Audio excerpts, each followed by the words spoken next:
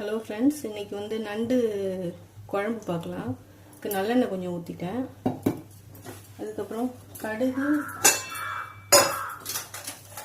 வெந்தயம் போட்டுக்கணும். கொஞ்சம் கடுகு கொஞ்சம், வெந்தயம் கொஞ்சம். இது பொரிஞ்ச உடனே தாளிப்பு வடகம் இருந்தால் தாளிப்பு வடகம் போட்டால் நல்லா வாசனையாக நல்லாயிருக்கும். இல்லாதவங்க பரவாயில்ல விட்டுட்டு சின்ன வெங்காயம் வந்து ஒரு 15 சின்ன வெங்காயம், ஒரு 10 பல் பூண்டு கட் பண்ணி வச்சுருக்கேன். அதை போட்டு வதக்கிக்கலாம்.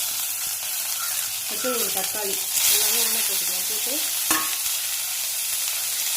நல்லா வதக்கிக்கணும்.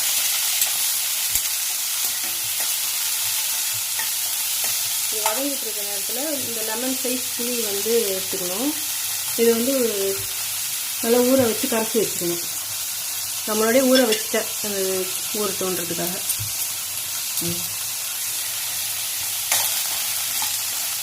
இது தேவையான அளவுக்கு உப்பு போட்டு நல்லா வதங்க வைக்கணும். குழம்புக்கு அதிகமாக கல் உப்பு போட்டுருக்கேன்.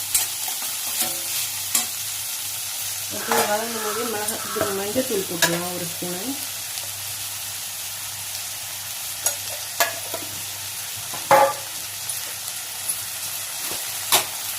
மஞ்சத்தூள் போட்டு நல்லா வதக்கிட்டு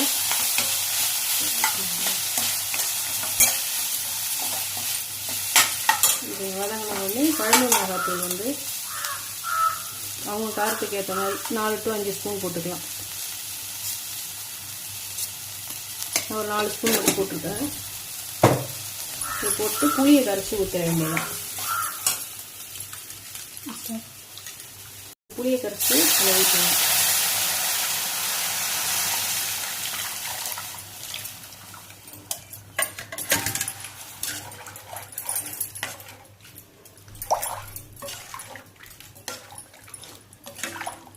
இது மூடி போட்டு கொதிக்க வச்சுட்டு பார்க்கலாம். கொஞ்சம் நேரம் 10 நிமிஷம் கொதிக்கிட்டோம்.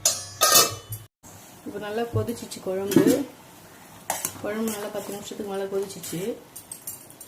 இப்போ வந்து இந்த குழம்புக்கு மெயின் மசாலா வந்து தேங்காய் வந்து ஒரு அரை மூடி தேங்காய் எடுத்துட்டோம். மெயினே நண்டு குழம்புக்கு வந்து மிளகு ஒரு ஸ்பூனு, சீரகம் ஒரு ஸ்பூன், இந்த தேங்காய் இது நல்லா பேஸ்ட் பண்ணிவிட்டு இந்த குழம்புல ஊற்றிடணும். அதுக்கு முன்னாடி இந்த நண்டு உடம்பு கிரேவி பண்ணி தனியாக பண்ணி வச்சு இது வந்து கொடுக்கு மட்டும்தான் போட்டு குழம்பு வைக்கிறோம். அதான் டேஸ்ட் நல்லாயிருக்கும். ஃபஸ்ட்டு கொடுக்கு போட்டுடலாம் குழம்புல. 1 கிலோ நண்டோடைய கொடுக்கு மட்டும் போடுறேன். இப்போ கொடுக்கு போட்டு இது கொஞ்சம் நேரம் மூடி வச்சிடுறேன். அது வேகட்டும். அதுக்குள்ளே இந்த பேஸ்ட் நம்ம அரைச்சிட்டு வந்துடலாம். இப்போ குழம்பு நல்லா கொதிச்சிட்ருக்கு. இப்போ தேங்காய் பேஸ்ட்டு, இந்த மிளகு சீரகம் அரைச்ச பேஸ்ட்டு ஊற்றிக்கலாம்.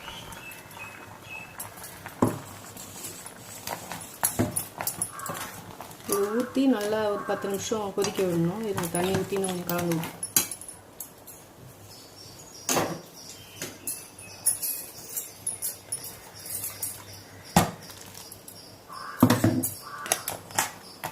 தேவையான அளவுக்கு இந்த குழம்பு வந்து கருவேப்பிலை தான் போடணும்.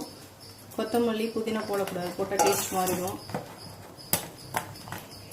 நண்டு குழம்பு இது ஒரு 10 நிமிஷம் கொதிச்சோடனே கொஞ்சமாக நல்லெண்ணெய் ஊற்றி ஆஃப் பண்ண வேண்டியதான்.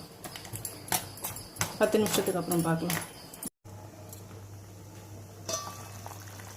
அவ்வளோதான் ஃப்ரெண்ட்ஸ், குழம்பு நல்லா கொதிச்சிருச்சு. இப்போ கொஞ்சமாக நல்லெண்ணெய் விட்டு அப்படியே ஆஃப் பண்ணிவிட்டு மூடி வச்சிட வேண்டியதான். அவ்வளோதான் ஃப்ரெண்ட்ஸ், நண்டு குழம்பு சூப்பராக ரெடி ஆயிடுச்சு. இது வந்து நல்லா கோல்டு இருக்கிற டைம்லலாம் போட்டு சாப்பிட்டோன்னா நல்லா வாய்க்கு ருசியாக இருக்கும். கோல்டும் நல்லா சரியாகும். கோல்டுக்கு ரொம்ப நல்லது. நல்லா புளிப்பாக காரமாக மிளகுலாம் சேர்த்துருக்கு, மிளகு சீரகம்லாம் சேர்த்துருக்கிறதுனால நல்லா டேஸ்ட்டாகவும் இருக்கும். நல்லா கோல்டுலாம் வந்து நல்லா சரி பண்ணும். நல்லாயிருக்கும். சாப்பிட்டு பார்த்து எப்படி இருக்குன்னு சொல்லுங்கள். தேங்க்யூ.